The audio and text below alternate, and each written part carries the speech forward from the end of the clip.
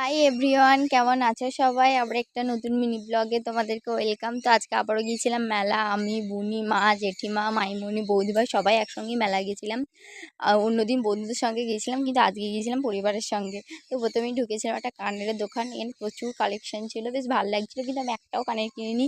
কারণ আমি কিনতে চাইলেও মা আমাকে বলেছে একটাও কিনে দেবো না, আবার তুই নিজের পয়সাতেও কিনবি না।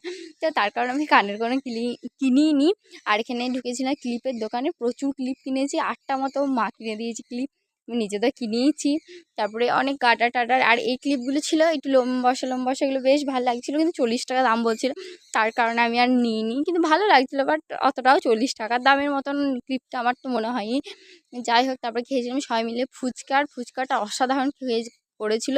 প্রথম দিন যেদিন খেয়েছিলাম অতটাও টেস্টি হয়নি, কিন্তু আজকেরটা দারুণ হয়েছিল। যাই হোক, তোমাদের ভিডিওটা কেমন লাগলো আমাকে অবশ্যই জানিও। আর নেক্সট কি ভিডিও দেখতে চাই সেটাও জানিও।